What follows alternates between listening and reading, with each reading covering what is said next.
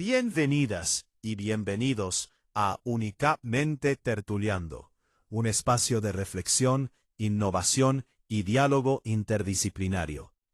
Este podcast es coproducido junto a Tertulia Académica Virtual, a quienes agradecemos profundamente por hacer posible este encuentro de ideas. Una iniciativa de IDIA, el Centro de Investigación Interdisciplinario en Derecho e Inteligencia Artificial, de la Universidad Internacional Ignacio Castro Pérez, UNICAP.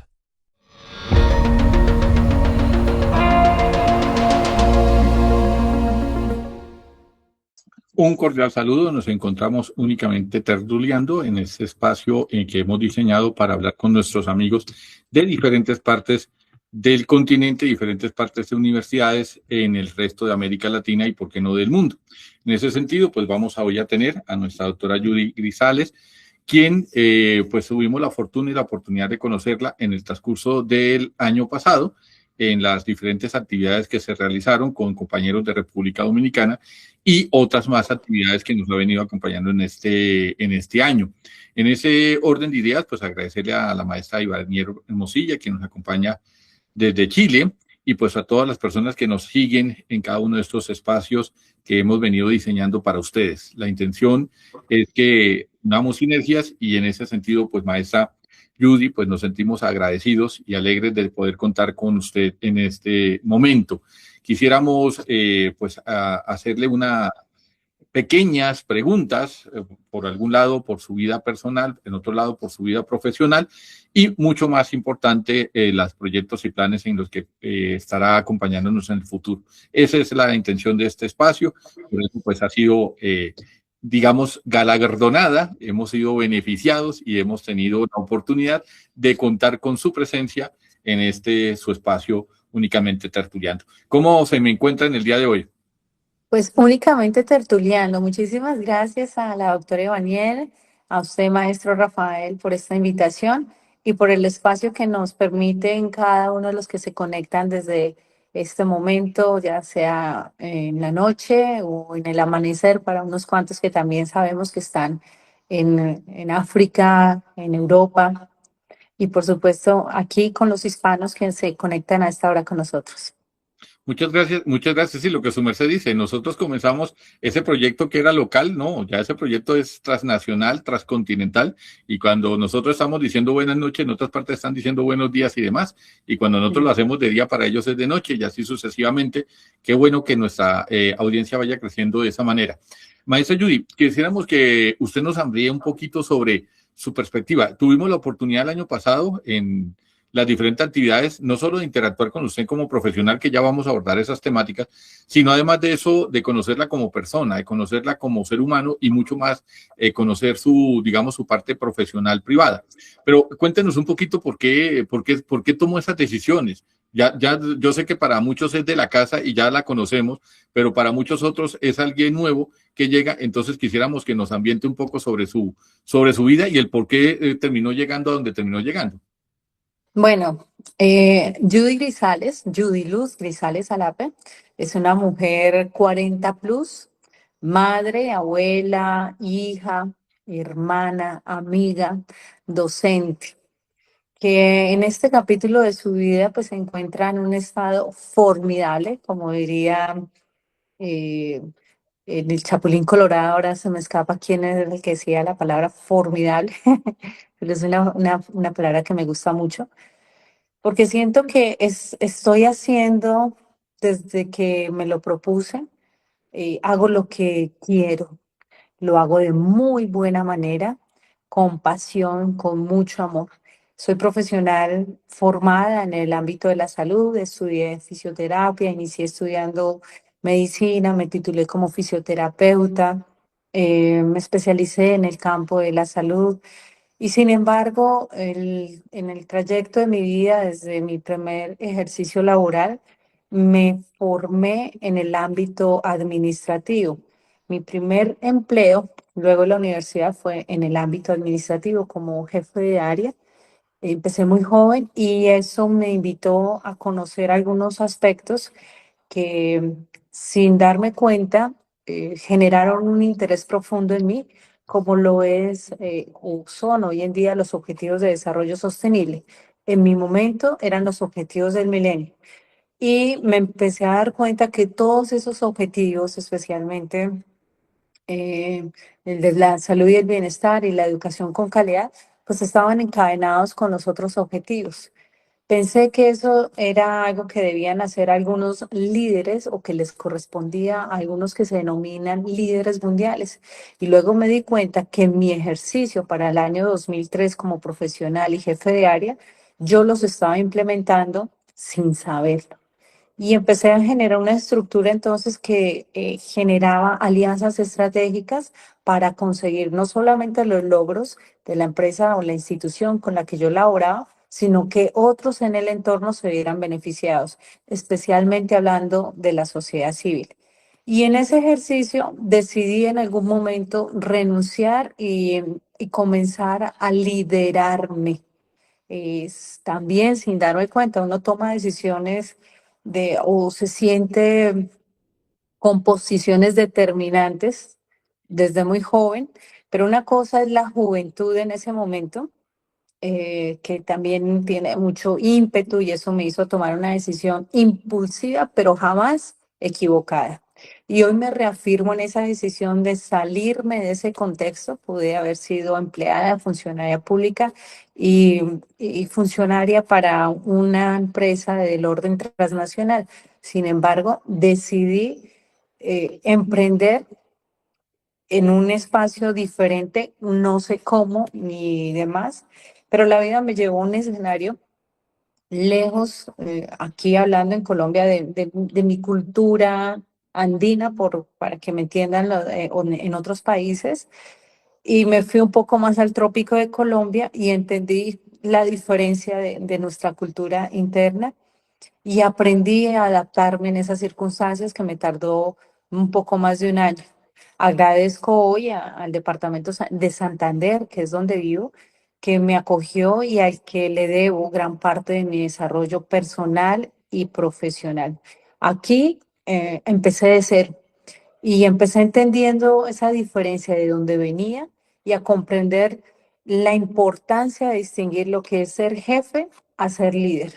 Y la vida me fue acogiendo con personas que veían en mí un liderazgo. Muchas veces no lo sabemos, ni yo lo sabía, ni yo lo entendía. Me encantaba, siempre fui líder en diferentes escenarios, más que todo en el colegio y en la universidad, el líder para el desorden, para el entretenimiento y el buen humor. Y ya con el tiempo me di cuenta que eso lo estaba enfocando más hacia a una labor social, a un tema de construcción y de participación ciudadana, que es lo que hoy comparto desde mi experiencia de vida, digo de mi vida y del deber de compartirlo, porque no podemos quedarnos con ese conocimiento, sino hay que transmitirlo. Amo donarme, servir. Y lo estoy haciendo con un grupo de jóvenes que pues desde la institución, las unidades tecnológicas de Santander, pues me ha brindado esa oportunidad que asumo amorosa y generosamente. Y por eso mismo también le doy a los jóvenes que asisten a mi curso de liderazgo y al curso de construcción de ciudadanía lo que considero lo mejor de mí, desde esta experiencia humana, personal, profesional y sobre todo en un acto de responsabilidad también ciudadana. Sí, Así llegamos. una de las cosas que justamente su merced dice es que muchas veces uno llega al propósito de vida por vocación. No es que uno se haya planificado ese camino, no es que le hayan dicho. Normalmente los padres en buena intención, hay unas carreras que asumen que son las que tienen mayor trascendencia, que medicina, que derecho, que economía, no porque consideren que otras son de menos relevancia, sino porque esas en el argot popular dan esa estabilidad. Pero uno se va enfocando y uno va encontrando su vocación en ciertas artes como esa, como la docencia, como la transmisión del conocimiento, ¿cierto? Como la transmisión del saber, que es mucho más allá que simplemente transmitir datos. Y ahí es donde Ujú. quisiera que su merced nos profundice un poco más, porque es muy curioso ver personajes de la salud que tienen normalmente una estabilidad económica superior a otras carreras, tienen un respeto y un prestigio superior inclusive a otras tendencias, eh, que pasen de ese sector, que pasen al sector educativo y mucho más con población vulnerable, con población crítica, con población, ¿sí? Porque normalmente si lo hacen, pasan a cierta población que tiene ciertas condiciones de favorabilidad, pero normalmente no se bajan a aquellos que realmente, digamos, necesitan ese conocimiento porque lo que carecen son de oportunidades. Entonces, eso es lo que nos quisiéramos que nos comentes un poquito por qué llegó allá, por qué quisiste enfocarte en ese muchacho que probablemente en el algor social está condenado, en el mal sentido de la palabra, a que simplemente va a ser una víctima de la pobreza y todos sabemos dónde termina, y tú le das esa oportunidad, esa apertura para que se convierta en alguien más. Pues, maestro Rafael, qué planteamiento tan bonito, es muy amplio, es muy amplio, es un recorrido y para eso volvamos entonces a lo que usted menciona, nuestros padres, en el caso mío, mis padres, pues en su mejor acto de amor para conmigo fue darme la posibilidad de ir a una universidad y formarme en una carrera que ellos concebían como algo muy hermoso para su familia, ¿sí? No solamente para mí, sino porque ellos también querían, de alguna manera, aun cuando no lo digan, siento yo, verse reflejados en eso, de sus esfuerzos, de sus sueños y sobre todo aportarle a la sociedad. No solamente decir tengo una hija doctora, sino aportarle a la sociedad, porque mis padres yo crecí en un hogar donde mis padres siempre han sido generosos, han sido corazón abierto. Y cuando yo llego y empiezo en este ejercicio, pues, buscando estudiar veterinaria, medicina veterinaria, se da la oportunidad de estudiar medicina porque mi padre en algún momento cree que si no estaba el ciclo abierto en ese momento en la Universidad Nacional de Colombia, que lo intentáramos con medicina y que muy posiblemente podría hacer yo una buena labor.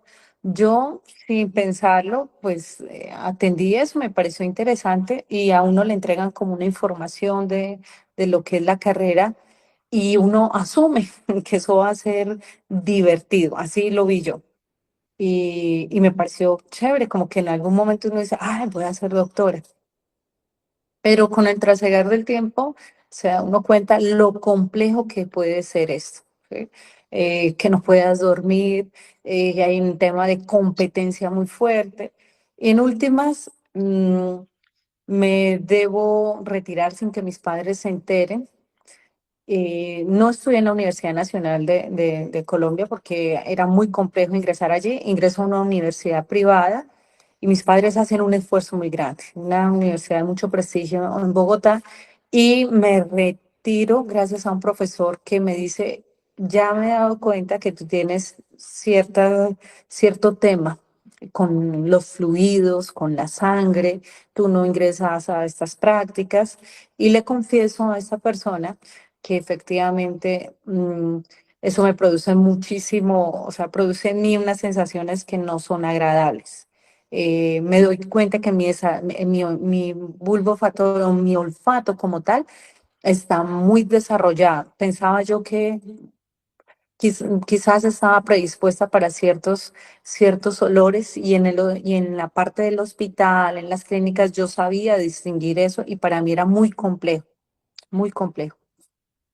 Esta persona, mi profesor de fisiología, me propone cambiar o que él tenía unas personas, había una universidad en Boyacá y llego allí a esta universidad y finalmente complemento, me titulo como fisioterapeuta y con mucha dificultad. Hasta el final me doy cuenta que lo mío no es ese campo. En algunos casos, en materias muy específicas como anatomía, neuromorfofisiología, patología, pues compartía mi sentir en clase, en público, y eso no era bien visto. Yo simplemente transmitía que me costaba mucho aprender o memorizar ese tipo de cosas. Era muy complejo para mí que todo fuera así como tan eh, estructurado, o sea, preciso. Ya posteriormente entendí que así se requiere, que así funciona y que así debe ser. Por eso, quizás en algún momento algo que yo critiqué mucho fue en la práctica administrativa y fue lo primero en lo que empecé a elaborar. Me di cuenta sin que nadie me dijera que yo tenía empatía con los pacientes, con la familia de los pacientes.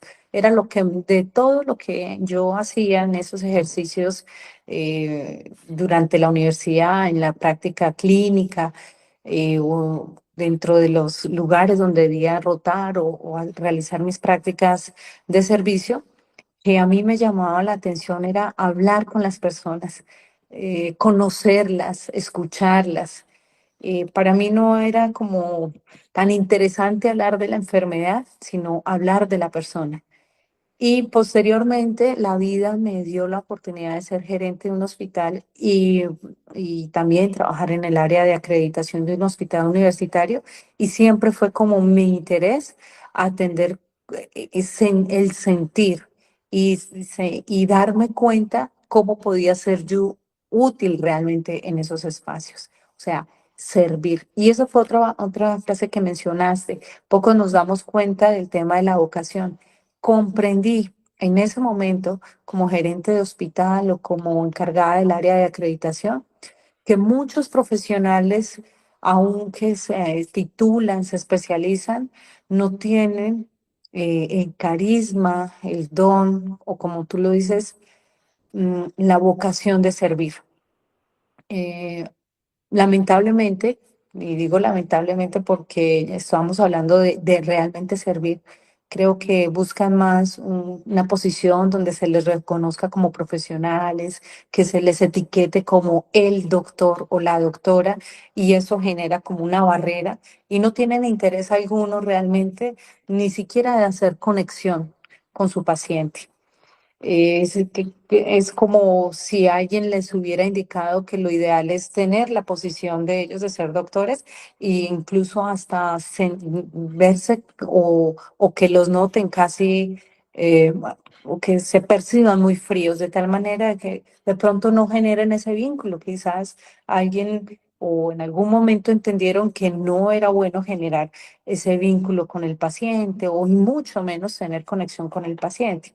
Es mi percepción. Yo así lo vi, así lo viví y eso a mí me generaba un impacto. Entonces yo como figura, no es porque yo me lo propusiera, es que así me educaron en mi casa. Yo vi y tampoco fue porque mi papá o mi mamá nos hayan sentado a decirnos, debe comportarse de esta manera con su prójimo.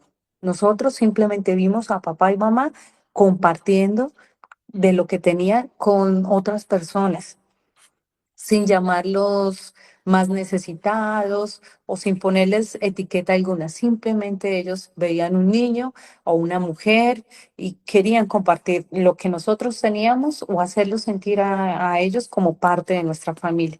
Por eso para mí, para mi familia, mi hermano, esto es algo muy natural. Trabajar con las personas, escuchar a las personas.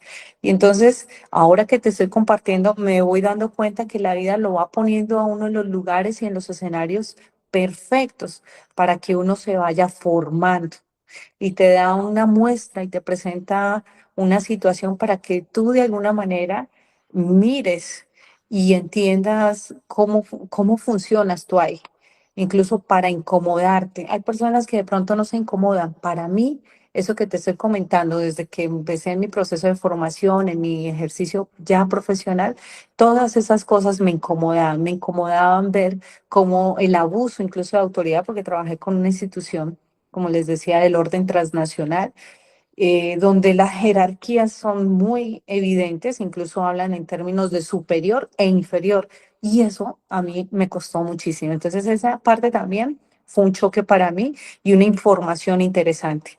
¿Qué es lo que me permite hoy en día, desde mi experiencia como estudiante, joven universitaria, en mi ejercicio profesional, decir, a mí esto no va conmigo? Quiero hacer algo y voy a hacer algo y no sabe uno el cómo, pero la vida te va mostrando hasta que tú empiezas sin darte cuenta a actuar. Y es precisamente que un día, antes del 2020, 2019, yo ya estaba haciendo un ejercicio con algunas personas antes de que existieran pues los que son hoy estos live o lo que conocemos como podcast. Muy seguramente ya eso existía, pero para mí en el 2019 no eran muy conocidos.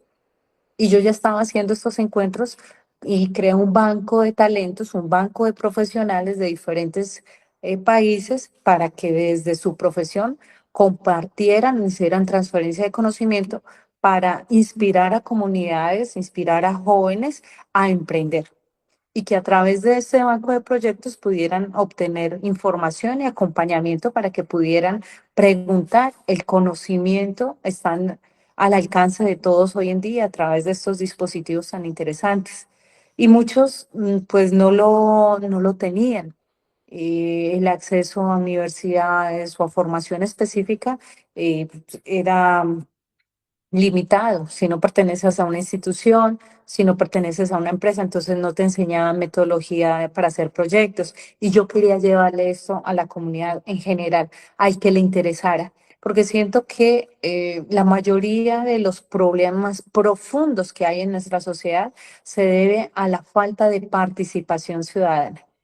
Y la falta de participación ciudadana también se debe al desinterés tanto de instituciones gubernamentales, públicas, privadas, como el de los propios ciudadanos, porque se requiere en el día a día saber cómo llevamos el alimento a casa, cómo atendemos la salud, las necesidades básicas, pero en informarnos y mucho menos formarnos, pues de eso se carece de tiempo.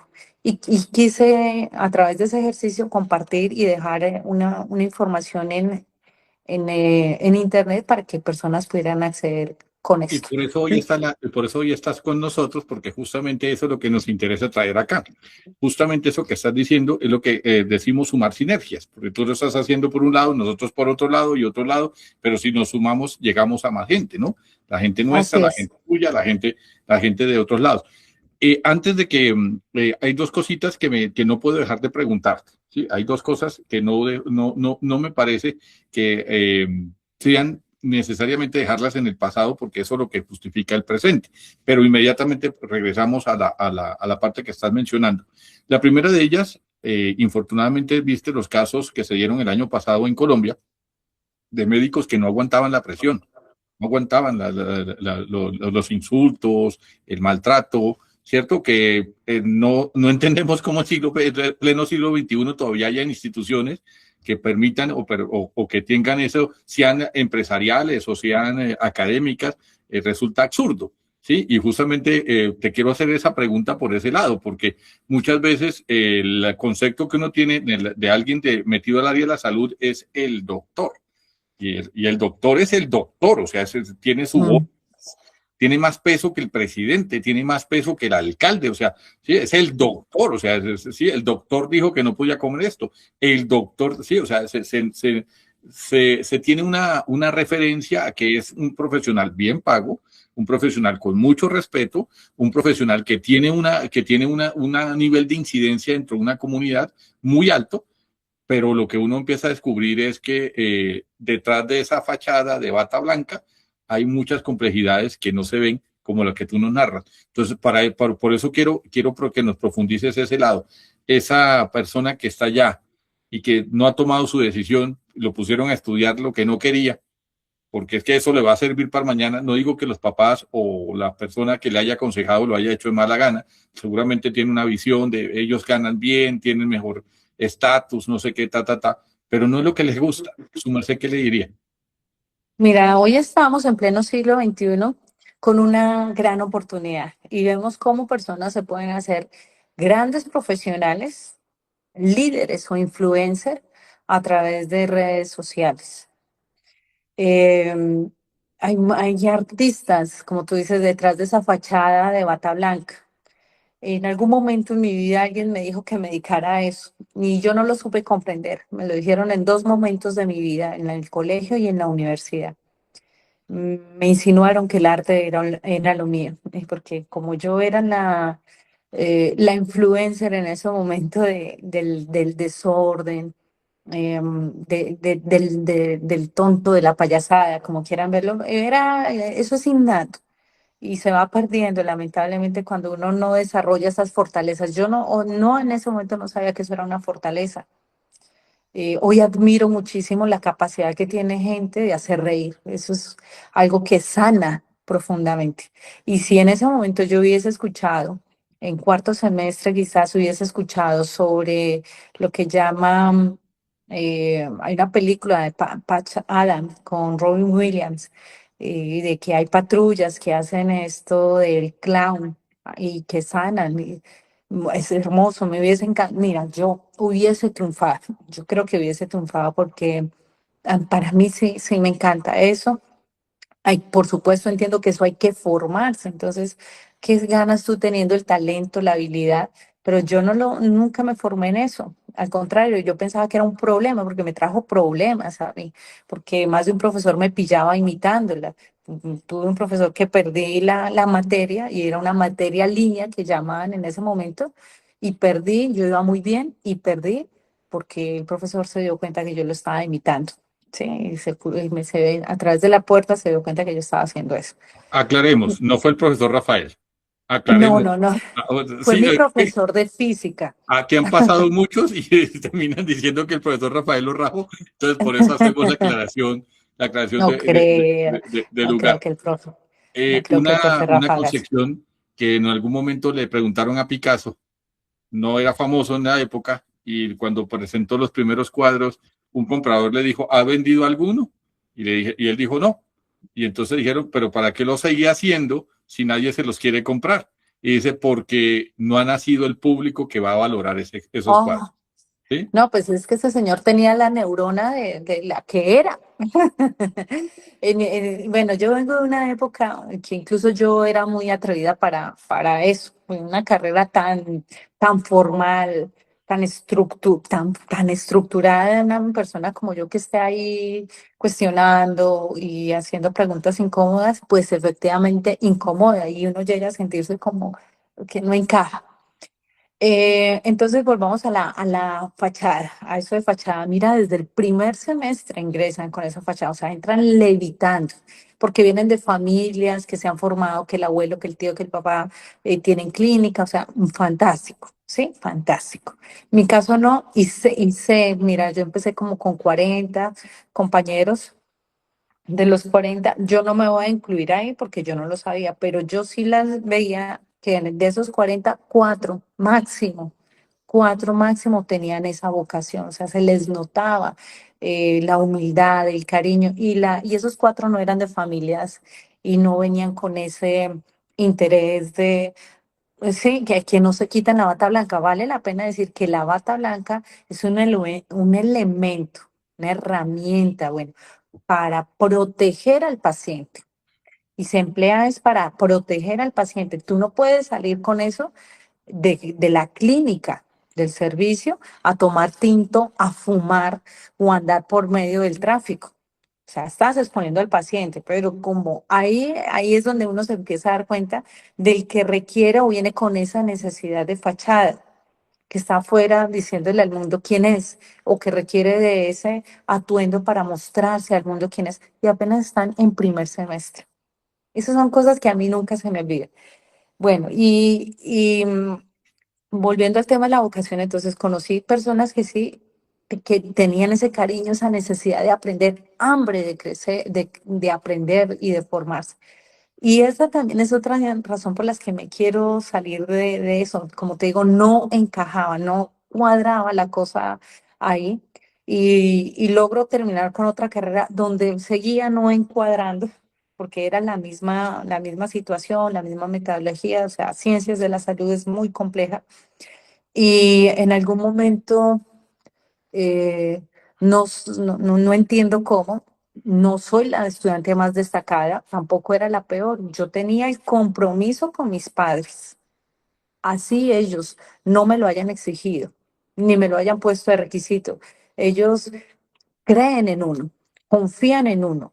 Y yo en ese acto también de confianza quería corresponder a ellos saliendo adelante y otorgándole ese título. Ya al final a mi padre me toca contarle que no logré terminar la carrera y le explico y el doctor, el fisiatra, Sí, el amigo mío fisiatra, ya después tengo un amigo mío fisiatra, del que hoy día no sé, pero un gran amigo, se convirtió en un gran amigo, pero el profesor mío de semiología es el que habla con mis padres, les comenta y les dice la situación que tienen conmigo, ¿sí? Y a pesar de que no me va mal, tampoco me destaco, que lo mejor era que yo cambiara. Mi padre entiende y bueno, porque yo no los quería engañar. Y ya, eh, pues me doy cuenta que definitivamente lo mío no es estar en la clínica, es muy complejo. Y me voy entendiendo con las personas y me doy cuenta de una necesidad enorme de escucha, de diálogo, y creo que eso es lo que finalmente me tiene aquí. Atender, como les dije hace un momento, me doy cuenta que hay algo que se llama los objetivos del milenio y por ahí empiezo a entender y a darme cuenta ya en mi instinto y en la naturaleza de la sabiduría que hay en cada uno de nosotros. Yo digo, lo de la salud no puede ser un elemento aparte de la educación y no puede estar aparte tampoco del medio ambiente. Y empiezo a crear y a presentar los proyectos en mi trabajo de cómo quería yo que se hicieran unas prácticas, especialmente en tema de prestación de servicios extramurales o salud operacional para el caso específico. Y creo equipos de trabajo interdisciplinario y empiezo a llevar salud, bienestar a lugares donde no había ni seguridad y más en nuestro país tan agobiado por tema de conflicto armado. Y me meto en esos campos, en esa zona roja y empiezo a llevar, me faltó llevar profesor y eso no había porque pues hasta allá no llegaba, pero de lo que yo Cuente encontraba en conmigo, gerontóloga, dime. cuente conmigo. No había, ya Ya no llegamos. trabajaba, sí, pero yo en ese momento no trabajaba eh, ¿qué te digo? No sabía, simplemente tuve una idea, vi una necesidad, supe que había una población que requería una atención. Y no, la institución con la que trabajé se llama Policía Nacional de Colombia, ¿sí? Y les voy a hacer cortico. La razón por que renuncié es porque ellos querían verme uniformada. Yo era civil, profesional de la salud, era jefe de área. Y les gustaban tanto los resultados que yo daba, creían en mí, que hasta yo llegué a creer en ellos. Y bueno, había gracias, afortunadamente conté con la confianza de mis jefes de superiores, o sea, un avión, un Hércules, un Black Hawk, pues era lo que nos transportaba a muchos sitios para que pudiéramos llevar los servicios donde no había sanidad o prestación de servicios en salud. Y a mí eso me apasionaba, o sea, yo lo veía posible, yo lo creía y estaban los recursos y mis jefes me apoyaban, para mí eso era fabuloso, ¿sí? O sea, sí es posible hacer.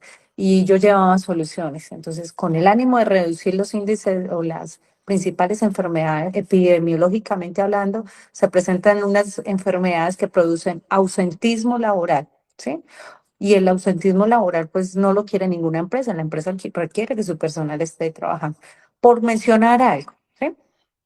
Por mencionar algo, porque hay otras, o sea, yo me di cuenta de 4 causas y que debíamos ir a la fuente generadora de esas causas por las cuales el personal se enfermaba o se ausentaba.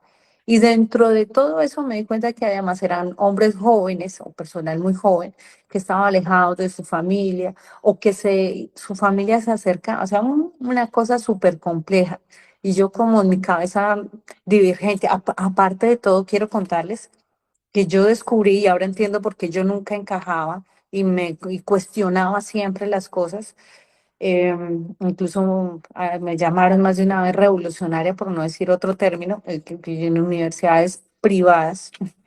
em, que descubrí ya de grande, a mis 40 años, que tengo dislexia, es heredada. Y pensaría yo que también eso tiene que ver con mi forma de ver las cosas. No Ujú. he hecho un ejercicio tan minucioso de saber qué es eso, porque eso es otra de mis características, que yo no, lo que no me interesa realmente no me desgasta. Y o sea, yo con temas de patología, diagnósticos para conmigo, tampoco. O sea, así va la cosa. Yo, listo, entiendo qué es y sigo funcionando. no me voy a desgastar porque yo lo que sí quiero es hacer, mejorar, crear, o sea, yo creo en las posibilidades. Bueno, Etiquetas. lleguemos a ese punto. Ese punto es el interesante que con el que queremos partir esta segunda parte, ¿sí? Ok. Ese punto. Porque normalmente la gente cuando le empiezan a diagnosticar cierto tipo de situaciones, más de orden físico, lo ves como una limitante, ¿no? O sea, Mm, no lo proyecta a que, vamos a decirlo muy cruel, muy crudo, que algún día todos vamos a tener que irnos de aquí. O sea, ujú, la vida vamos de paso. ¿Sí? Hoy somos jóvenes, mañana viejos, mañana ya no estamos. ¿Sí? Esa es el trasegar. Por eso hay que disfrutar el momento, hay que disfrutar el paseo, hay que gozarse la vida, ¿cierto? En el buen término y mm, disfrutar a las personas cuando las tenemos porque no sabemos si mañana o pasado van a estar. Pero en su merced lo que hizo fue lo que debía ser una desventaja, lo volvió una oportunidad. Y aquí es donde quisiéramos que su merced nos profundice en esa parte. ¿Cómo le podemos una persona dejar de ver esas situaciones como limitantes y las vean como esto no me hace menos, me hace ujú. diferente a los demás, que no significa que sea inferior a los demás? ¿Sí? Y en ese sentido, sí me agradaría mucho escuchar tu punto de vista, porque muchos de los que nos están siguiendo es lo que sienten, ¿no? Mm. Alguien dice, no, es que ellos son incapacitados. Todos somos incapacitados. Todos tenemos incapacidades, algunos de la visión, otros del oído, otros para Con la correr, trigonometría y el cálculo, yo ahí me declaro eh, completamente incapacitada. algunos tendremos incapacidad cognitiva, otros tenemos capacidad física, otros tenemos, yo me meto al río y me ahogo. Sí, o sea, yo sé nadar en piscina, pero si me meto al río, los ríos me dan todos los calambres habidos y por haber, sí, y ni hablar de que no duro ni 10 20 minutos nadando en el mar abierto. O sea, todos tenemos incapacidades, eso no es una novedad. Pero ¿cómo convertimos esa incapacidad en una oportunidad? ¿Cómo hacemos para que la persona que te está escuchando ahorita diga, yo tengo tal cosa, me detectaron tal cosa, o yo presumo que tengo tal cosa, y no lo vea como se me acabó la vida? Mira, Rafael, si hablamos de eso, eso es un tema larguísimo, porque esto que les cuento es solamente, decimos aquí en Colombia, una pepita más de la maraca, o sea, la maraca, el instrumento. ¿M? Em, a ver, digamos, a ver, ¿cómo les cuento esto de manera eh, No te muy preocupes, te sucinta? invitamos al ¿M? segundo y tercer programa. Si faltó algo por decir, te traemos otra vez. Entonces esto no debería solamente llamarse tertulia, sino crónicas, porque resulta que yo soy paciente crónica según los diagnósticos que me han dado. Yo soy la oportunidad de la única oportunidad que le dijeron a mis padres que yo naciera. Yo nazco antes de tiempo, antes de los 7 meses, una historia, una tragedia, un drama. Nazco en la clínica San Pedro Claver. De ahí duro un tiempo en la incubadora, me llevan a la casa y vuelvo en unas condiciones que si no es porque yo me parezco físicamente a mi madre, diría que no soy esa bebé que mi papá llevó, parece ser casi desvivida, porque al llevarme mi papá rápidamente, en Bogotá estamos hablando eh, hace mucho tiempo, yo soy 40 plus, en esa época no había ni la facilidad de comunicarse, ni de pedir cita, ni de tomar taxi a las 9 de la noche. Mi papá me lleva y el médico me pone en una bandeja. ¿Sí? Con eso les háganse una idea de qué vio ese médico en su momento. Y mi papá me cuenta en su historia que él coge al médico y lo sacude y que por favor me atiende y que haga algo, porque el médico no iba a hacer nada. Hasta ahí mi padre me cuenta la historia porque hablando yo con él, me cuesta escucharlo, me duele mucho saber que mis padres pasaron por esa situación y se me alcanza a quebrar la voz en este momento, se lo agradezco porque mi padre me salvó la vida. Y después ya de grande, 14 años más o menos, pues empiezo a sufrir de una alteración con mi sangre. Tengo una condición crónica en mi sangre, según el diagnóstico. Y aparecen y una cosa lleva a la otra y otra lleva a la otra. Y pues aquí estamos. Entonces, ¿qué les puedo decir? Más que hablarle de diagnósticos y de etiquetas, siempre he considerado y quizás por ver a mi padre quién es y con esa pequeña historia que les digo de que mi padre me salvó, es que mi padre no cree, o sea, ¿cómo les digo esto? O sea, lo que ese médico le dijo en su mano, creo que ya estoy entendiendo por qué empecé a estudiar medicina, porque mi padre me llevó y por qué yo estoy en esto, con esta historia. Em, Mi padre, esa actitud que él tuvo de no darse por vencido, de que en ese momento él confió en la persona, que lo llevó a un lugar donde salvan vidas, lo mínimo era que hicieran algo por salvarme la vida. Y mi padre fue el que se encargó de hacerlo y de que el entorno donde él estaba atendiera su necesidad. Y él tuvo que ponerse en una posición donde exigió eso. Y entonces esa historia, más ver cómo ha sido mi padre, un hombre que hoy día tiene 92 años y que hace un par de años me decía que estaba en el mejor momento de su vida, hoy a sus 92 años lo escucho un poco más o que antes, por lo menos hace 3 años yo no lo escuchaba a él quejarse, es normal, pero digamos que la palabra de él no es queja, simplemente comentar dolores, molestias y los achaques que uno diría son propios de la edad. Ese referente ha hecho que yo no considere, y puede sonar irresponsable, tengan mucho cuidado, menores de edad estén acompañados de un adulto responsable al escucharles. Quizás ese referente me hizo a mí no entenderme o enterarme de esas etiquetas o esos diagnósticos que yo padezco. Si yo le hubiese prestado o le preste atención a cada una de esas cosas, muy seguramente tú y yo hoy no estaríamos hablando, ¿sí? Yo tuve un momento por mi condición, mi corazón no funciona, el corazón funciona al 30%, y tuve un momento muy difícil en mi vida en el 2015 y yo tengo una foto incluso en Instagram, en @Judy Grisales, pueden ver esa foto, estoy con un vestido de flores y estoy riendo, me estoy sonriendo, pero era el momento más complejo de mi vida que yo no quería estar acá, ¿sí? Quería no existir. Y yo ya era madre y yo no quería estar y no entendía por qué no quería estar acá. O sea, yo estaba buscando la excusa perfecta. Me hubiese encantado, o sea, como cuando un perrito busca un lugar para irse. Y en mi familia, ni mis hijos ni mi esposo sabían que yo tenía eso, ni yo misma sabía que tenía. Hoy en día le llaman depresión. ¿No? Pero en mi caso es una situación hormonal, o sea, cuando tú no duermes, el solo hecho de no dormir bien, porque hormonalmente tienes la tiroides no está funcionando adecuadamente, porque tu sangre, tu corazón no trabaja bien, pues el resto de órganos se descompensan. Tan solo con Eh, la alimentación.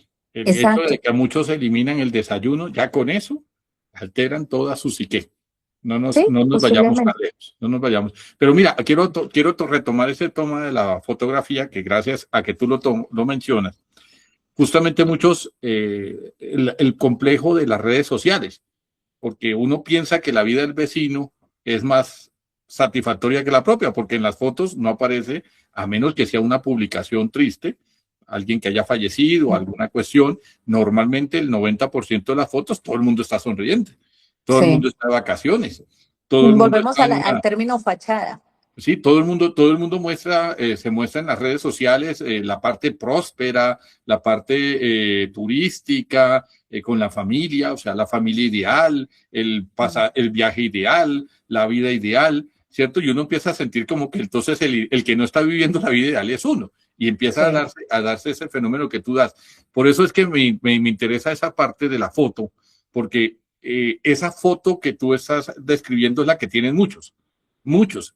Y sin embargo, tú llegas a una gente que no está acostumbrada a ese tipo de fotos. Está acostumbrada a la otra foto, a la foto de la desesperación, a la foto de la pobreza, a la foto del abandono, a la foto del no tener oportunidades, ¿cierto? Y tú logras ponerle la foto, o sea, conviertes esa parte de dolor de la persona en una sonrisa, Sí, aunque muchas fíjate veces que tú estés pasando por algo trágico como nos estás contando. Sí, fíjate que era un momento muy complejo en mi vida, como te digo, que no sabía qué hacer. Nunca pensé en desvivirme, porque moralmente, éticamente, mis principios, mis valores, nunca me llevaron a eso, ¿sí? Pero sí quería como que de repente, o sea, y clamaba para ello. Yo clamaba para eso. Me encerraba en un baño a decirle, Dios, por favor, ya. no entiendo qué está pasando, pero no quiero más esto, ¿sí? Y hay unas molestias, como, digamos, los dolores que se llaman parestesias, que todavía las tengo, que no son agradables, o sea, son incómodas. Pero bueno, las he aprendido, digamos, entiendo y incluso en oportunidades agradezco porque tengo mis piernas, tengo mis miembros inferiores, porque puedo caminar y en fin. Pero todo esto se debe a las alteraciones, pues desde el principio, que es la sangre y bueno, en fin. Esa fotografía me la toma alguien y son como tres muy bonitas, y no porque aparezca yo necesariamente, sino porque son muy espontáneas y me recuerdan algo. O sea, yo no entendía cómo me veía ahí cuando yo me sentía de otra manera. Y creo que yo le pongo al pie de página eso, no le digo a nadie, estoy pasando por esta situación, simplemente quise hacerle como un homenaje a mi vida en ese momento. ¿Sí? Yo no pongo mayor explicación, no recuerdo exactamente qué pasó. eh, y la dejo ahí para acordarme de ese momento, para acordarme de cómo yo estaba funcionando en ese momento, porque también a partir de ahí di con un profesional humano. Mira que es terrorífico, o sea, para mí parece estremecedor. Esto fue un término que yo cuestioné en la universidad. ¿Cómo es que estamos hablando de humanización de los servicios? ¿Por qué me hablan de humanización de los servicios cuando lo que estamos tratando son humanos? O sea, explíquenme, o sea, es que estamos hablándole a piedras, a palos, ¿a qué? ¿Por qué tenemos que humanizar un servicio? O sea, quizás yo no tenía la capacidad de argumentar o, sí, de construir algo más sólido para ese momento, para las dos personas, porque fue en dos diferentes escenarios que yo lo hice y no se me olvida, ¿sí? O sea, fue algo que se quedó conmigo para siempre. Y en ese momento te voy a decir, por fin me encontré con un doctor que es un hematoncólogo de apellido Cárdenas, está en Bogotá, y por primera vez alguien me empieza a atender eso, cuando siempre mi hemoglobina era en 6. Entonces, ese señor estaba súper aterrado de ver cómo yo llevaba tanto tiempo funcionando así. Bueno, Y el aclaremos porque tiempo, muchos no son médicos. Cuando tú dices hemoglobina es 6, ¿qué significa? pues son niveles muy bajos de hemoglobina, o sea, la sangre. Digamos que mi sangre no es roja, sino rosadita, y que mis glóbulos rojos no son redonditos, sino, sí, son diferentes.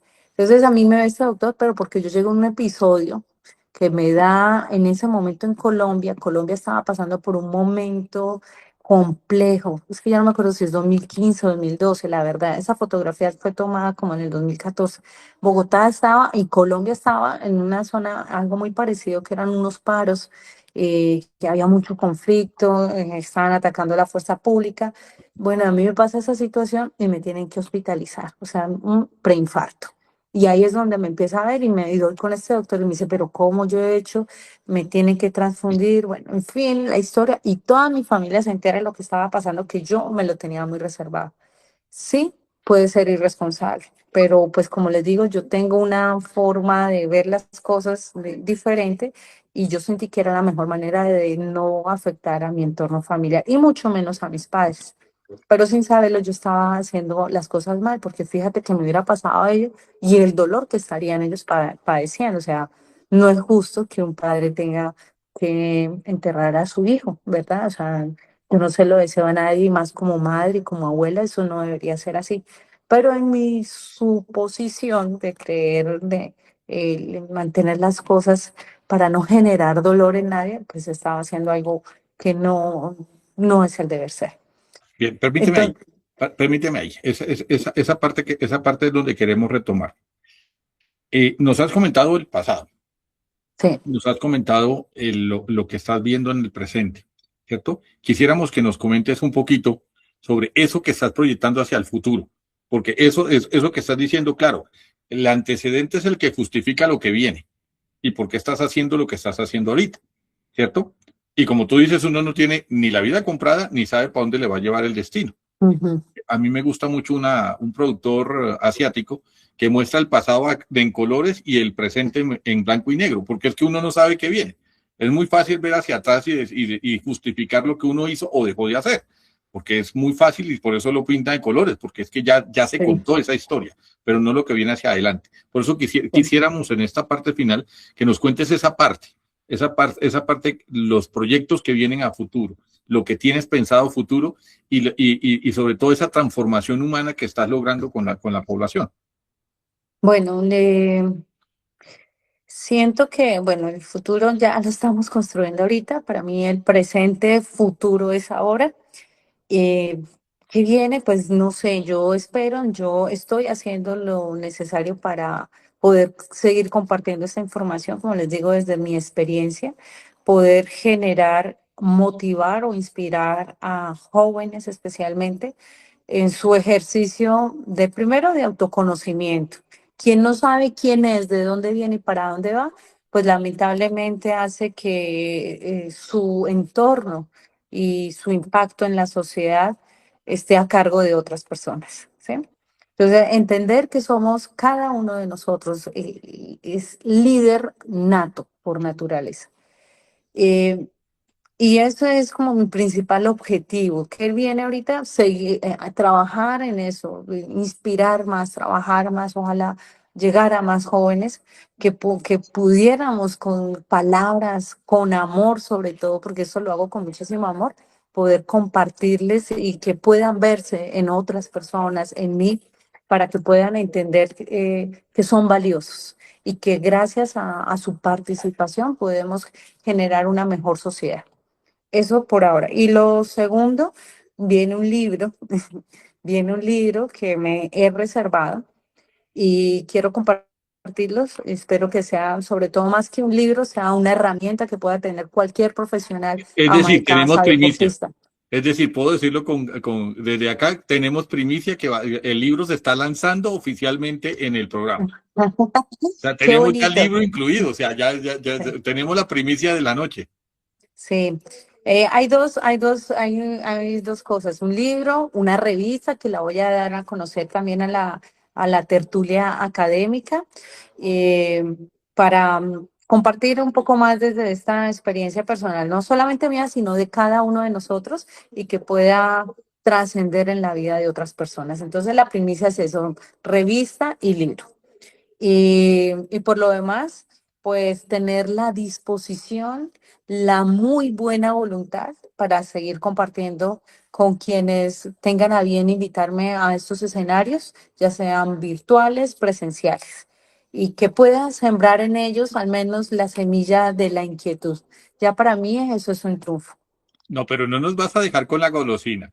Nos A ver, hablaste del libro, necesitamos saber bueno, intuimos el contenido, pero nos agradaría que nos hablaras un poquito ¿qué más sobre eso. intuyes del contenido? Sí, sí, a un poquito del contenido, no vamos a hacerle publicidad a la editorial, pero sí al contenido como tal de lo que, ¿cómo se llama? De lo que nos vas a socializar en el mismo.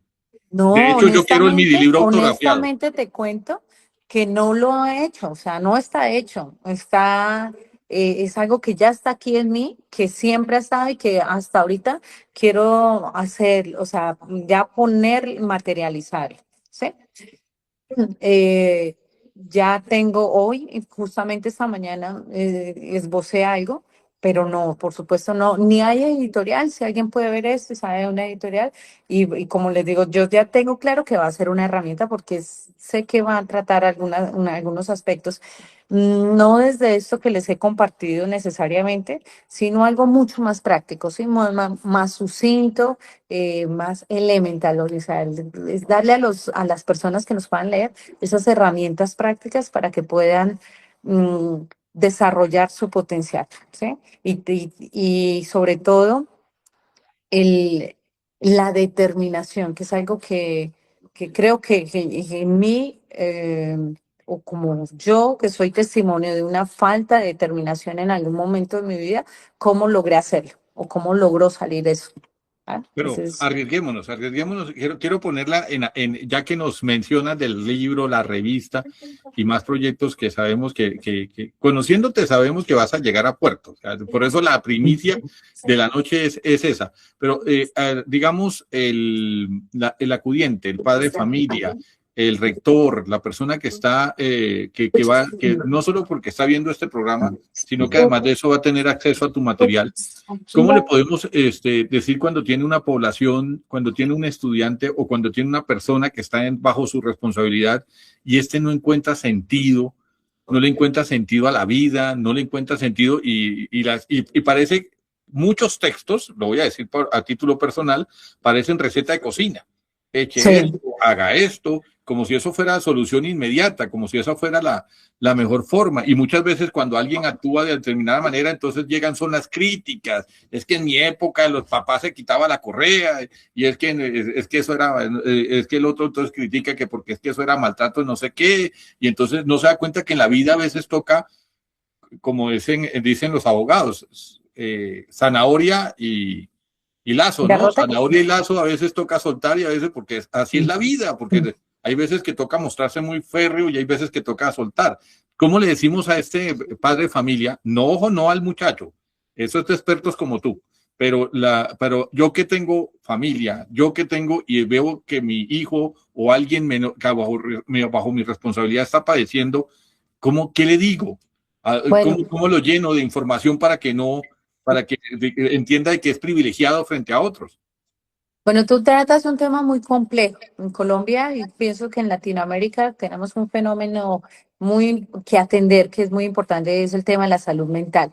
Y no desde el 2020, desde hace mucho tiempo, porque tú estás hablando de cómo nuestros antepasados usaban la correa, a fustigar a los hijos, ¿sí? Y argumentar en la narrativa de victimización. O sea, aquí la palabra clave es víctima, porque incluso se ha vuelto un hábito, y de esto yo hablo en una propuesta que tengo sobre liderazgo sostenible. Se ha convertido la victimización o denominarnos víctima en un hábito. ¿Y qué es un hábito?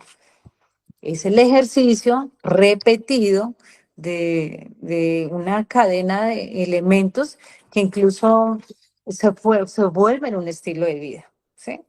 Y por eso tenemos la sociedad que tenemos. Yo a un señor de unos 60, 70 años, pues es muy complejo llegar a decirle, mm, eh, pues, primero que nada, no conozco su historia de vida. Eso es un tema que debe ser atendido desde un fundamento, como te digo, de salud mental. La primera instancia es decirle a esa persona, a ese padre de familia, acudan, si saben de un referente que los pueda escuchar, un referente, no necesariamente, pues lo ideal es que sea un psicólogo, ¿no? Pero sabemos que hay muy buenas personas, pedagogos y profesionales que tienen esa habilidad de escuchar, ¿sí? Y cuando alguien sabe escuchar, sabe orientar. Entonces, lo primero es que esa persona, primero que te comunique eso, ya está expresando, y hay que cogerlo, abrigarlo, cobijarlo y escucharlo, porque el solo hecho de que haya abierto su corazón y su boca para transmitir una necesidad, hay que darle la oportunidad que pueda sentirse contenido, ¿no? Y que esa persona le puedan transmitir y decirle, no estás solo, no estás sola. La institución, la universidad cuenta con estos elementos, esta herramienta, y por lo menos orientarlo en primera instancia para que pueda estar alerta, ¿sí? Y que le pueda, bajo esa asesoría, tutoría, qué sé yo, que esa persona en definitiva, ¿verdad?, no se sienta sola. Ese sería como el primer paso, considero yo, en responsable, y que todos, cada uno de nosotros como docentes pueda estar atento a eso. Tú no sabes la cantidad de jóvenes que en mi primera clase, ¿sí? En la primera clase, del primer contacto, se me han acercado para decirme que tienen un problema de ansiedad o que o que son farmacodependientes, y me sorprende. Entonces yo doy gracias, la verdad, doy gracias y digo, qué bueno que este chico o esta jovencita se acercó a mí. Yo agradezco mucho el poder estar en ese espacio para poder orientarlos, porque entre los jóvenes se pueden acercar y otro deprimirse con él o sentirse y decir, mira que yo también estoy pasando por esa, automedicarse, autoflagelarse, mutilarse, cuántas cosas no hemos sabido, ¿no? Pues yo sí soy muy agradecida y siento yo que, no sé, no todo el mundo está para que se le acerquen las personas así, ¿no? Algo ven en mí que les permite compartirme eso. ¿Y qué estamos haciendo entonces nosotros como profesores para que los estudiantes, así no sean nuestros? Porque me pasó hace poco que un estudiante vino referenciado por otro, no estaba en mi lista y me llamó la atención, le digo, tú no estás en la lista. Y me dice, no, profe, es que yo simplemente vengo por el gusto de escuchar su clase. Mm, Me llamó la atención y lo hago es porque una compañera el semestre pasado pasó por esta situación y simplemente quería conocerla. Tuve esa conversación con el chico y nunca más volvió. Se sintió visto, ¿sí? Yo la verdad no es que llame a lista constantemente, pero yo lo había visto porque él tiene unas particularidades en su aspecto, pues que yo tampoco me callo y me llama la atención me pareció agradable, diferente y me acerqué y le dije, mira, yo no te he visto, no estás en la lista, verificas. Y me dijo, no, yo no estoy acá, simplemente vengo porque una compañera me habló de usted, ella pasó por esa situación y quería saber qué clase daba usted. ¿Mm? ¿Qué era lo que hablaba? Y cuando yo estoy escuchando lo que usted dice, me parece buenísimo, porque en primera instancia, por lo menos yo en su clase no uso el celular, el teléfono. No, Bueno, si contáramos anécdotas, en diferentes instituciones me pasa que cuando las figuras de autoridad quieren reunir a los estudiantes, buscan mi clase. Y en algún momento le pregunté a alguno de ellos por qué es justo en mi clase. Y me dice, porque es la única clase donde va todo el mundo. Sí, o sea, porque parece que en otras clases se dedican solo al tornillo, solo a la mm, norma. Y entonces lo sí, que hacen es que, pues, si solo es repetir lo que dice el libro, yo lo hago en la biblioteca. Si es solo allá mirarlo, lo puedo hacer allá en una sala de computadora en sí. cualquier parte. Mira, quisiera terminar con esta pregunta que siempre me ha saltado desde que te conozco y tiene que ver justamente con eso. ¿Cómo hacer? Una de las críticas mayores que tiene es que uno tiene que ser multifacético, ¿no? En la casa, en el trabajo, con lo que tú dices, a ver, hijo, padre, hermano, sí, tiene que cumplir diferentes facetas al mismo tiempo. Ser, Ujú. ser la misma persona. Mira, ahí está Ahí llegó una de la las diferente principales faceta. razones. Claro, ¿no? Pues, pero yo sí te veía haciendo gestos, de haberlo presentado a Michin desde el principio, que desde el principio él estuviera en la entrevista. Ahorita te presento a mi mascota, justo está acá acompañándome. Es que estaba Eh, hace rato por aquí el deambulando y bueno, hasta que no se aguantó aquí. pero es que la siguiente entrevista es para él. Pero quisiéramos mostrarte eso, ¿no? Esa parte, que nos reveles un poquito de tu factor humano, ¿sí? Esa parte, eso de cómo haces para multiplicarte, ser que el día, aunque tenga las mismas horas, puedas hacer varias cosas a la vez, porque la crítica de la mayoría de la gente es que no le alcanza el día y no puede hacer ni la mitad de lo que quisiera hacer, ¿cierto? No importa si se trasnocha, si se madruga, si arranca más temprano, más tarde, cómo cumplir todas esas facetas que nos has comentado en el programa. Mira, hay que ser honestos. Yo no es que cumpla todas esas facetas en el día. Aquí estamos hablando de unos cuantos años de vida en unos pocos minutos. Algo que yo sí debo reconocer y esto sí me lo ha dicho mi padre en muchas oportunidades. ¡Ay, qué belleza! Ay, bueno, tertuleando somos los Terian de la tertulia. Ah, no, mentira, ellos no son. Ellos sí son, ellos sí son. Ellos sí son. Entonces, tertulia más, ¿cómo sería nuestro programa? ¿Mm? Únicamente tertuleando con Mascoteando, mascotas. ¿cómo? Únicamente tertuleando con mascotas. Ah, sí, qué bello, qué guapo. Uy, qué Él hermoso. también se queda acá, créeme que se ve todo el programa. Sí, este sí. Aquí también hay perrito. Pero el perrito no pide que lo alcen. Este quiere esto, como ve que estoy hablando acá, no le doy protagonismo, entonces él viene. Cuando él siente que uno está acá muy concentrado en algo, reclama la El atención. espacio. Sí. Entonces se decía, hay algo que yo le escuchaba a mi señor padre y eh, es increíble que alguien diga que no tiene tiempo, ¿no? Cuando lo que más hay en la vida es tiempo. Y yo he reflexionado en eso, o sea, a él le parece muy triste cuando uno dice o pone como excusa al tiempo. Dice, no me alcanzó el tiempo, es que hoy el tiempo. Y, a mi papá nunca le volví a decir nada de eso, porque yo sé que él me saca ahí una reflexión y la verdad lo hace sentir a uno con vergüenza, con pena, o sea, poquita cosa, porque no debería haber esa excusa. Hace poquito yo puse como una frase que entendí por fin, que el que dice que no tiene tiempo es porque realmente es muy pobre, porque lo más valioso que tenemos es el tiempo y el tiempo siempre alcanza. Lo que pasa es que a veces nos distraemos mucho, nos comprometemos con cosas que seguramente no son valiosas y ahí viene la pérdida del tiempo, ¿no?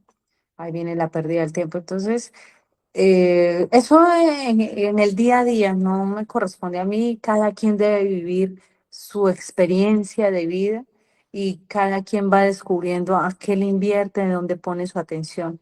Y la vida, con su sabiduría, le va a indicar a cada quien, dependiendo su propósito real. Porque hay gente que habita este plano, pero no está viva. Hay gente que está muerta en vida, ¿sí? Y seguramente, lamentablemente, uno también ve estudiantes así que ni fu ni fa, ni fu ni fa, y que se inscriben en un programa presencial, pero están ausentes. Entonces, allá va el despertar. Nosotros estamos aquí para ayudarles a dar a ese despertar, a hacer algún ruido, generarle una inquietud, pero tampoco es la responsabilidad de nosotros hacernos cargo de esa vida, ¿sí? Hacernos cargo de darnos cuenta que ahí hay algo y hacer lo posible con lo que tenemos. ¿Cómo hacemos para esa multifaceta? Tampoco se trata de ser multifacéticas, especialmente en el caso de las mujeres. Y cuando somos madres, peor. Entonces decimos, multitasking, bueno, multitarea, las mujeres. No es obligatorio, es que no es obligatorio. A partir del 2020, entonces nadie puede tener un problema porque entonces se convierte en una oportunidad. Que no me voy a ver triste porque entonces tengo que venderle a la gente que yo todo lo puedo, que hay que sonreírle a la vida.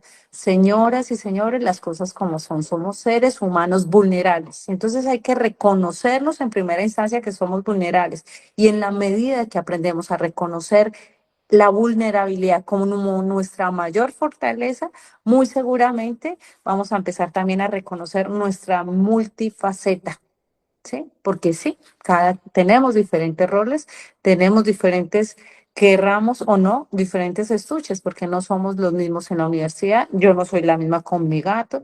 Yo a mis alumnos no les voy a hablar como le canto al gato, ¿cierto? Porque le cantamos, le tenemos canciones a nuestras mascotas, sabemos apreciar, pero así no le vamos a hablar a nuestros estudiantes. No es la misma la relación como yo hablo con mi padre o con mi esposo o con mi hija que como hablo con Rafael o como la doctora Ivanier o como tú hablas con tu jefe, el rector. Eso hay que también saberlo entender y no quiere decir que por esa razón entonces yo soy caretas, que por esa razón entonces yo soy falsa, ¿no? Es una estructura en el juego de la vida y cada espacio requiere un comportamiento, ¿cierto?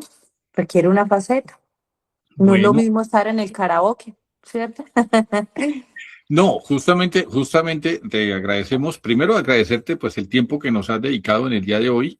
Sé que estás muy ocupada en muchas cosas, entonces para nosotros era importante tenerte en este espacio. Segundo, pues vaticinamos buen viento y buena mar, como decían en la antigüedad, esperando que todos los proyectos a los que te has medido, pues tenemos experticia y tenemos conocimiento que han sido lucrativos y pues esperamos que los que vengan también lo sean. No, cuando decimos lucrativos no sé necesariamente la parte económica, porque a veces solo se evalúa ese lado, cuando muchas veces las ganancias se ven en otros lados, ¿no? Se ve en el factor humano, se ve en el desarrollo, se ve en el propósito, ¿cierto? Pasa mucho a los docentes que nuestra ganancia es cuando vemos a ese muchacho 15, 20 años después siendo profesional de bien y además de eso que le tenga un buen recuerdo a uno. No por lo que uno le dictó, sino por lo que uno le enseñó, que son dos cosas distintas. No lo que decía el sílabus, sino lo que aprendió de uno como persona y como ser humano. En ese orden de ideas, Judy, te agradezco mucho que nos hayas acompañado en el día de hoy. Pues por tu fanaticada te voy a dejar los 2 minutos para que te despidas, ¿cierto? Y una vez termines, procedemos a hacer cierre de transmisión. Pues muchísimas gracias a la fanaticada, como dice el doctor Rafael, a la fanaticada de Tertuliando, a la fanaticada de la tertulia académica que se une a nosotros, a los aplausos de la doctora Ivanier que en este momento escuchamos y que nos avivan el corazón. Gracias por tomarse el tiempo de escucharnos y sobre todo de haber llegado con nosotros hasta el final. Por la paciencia, por la escucha activa y los esperamos. Me pueden encontrar en redes sociales como @JudyGrisales, en LinkedIn, en X y en Instagram. Y por supuesto aquí en Tertulia. Bueno, muchas gracias. Por respeto, pues ya que la mencionaron, doctora Ivanier, su merced hace el cierre del programa. Por supuesto, muchísimas gracias, doctor Rafael. Bueno, un honor haberle tenido de invitada. De verdad que en lo personal, a título personal, la admiro muchísimo por su historia y más por lo que, por supuesto, hoy día he podido escuchar.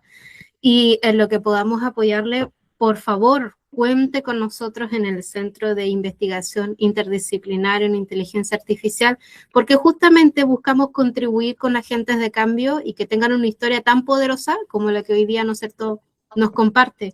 Así que nuestros agradecimientos más sinceros y esperamos ahí poder seguir conversando entonces para ver cómo podemos colaborar con su misión también de vida y todo este entorno de cambios que está generando. Qué maravilla, de verdad, me deja sin palabras y que me alegro mucho y agradezco también al doctor Rafael que gracias a él y a Tertulia Académica Virtual pudimos conocer también a usted en este espacio más personal, ¿no es cierto?, más cercano, que eso es lo que uno busca generar.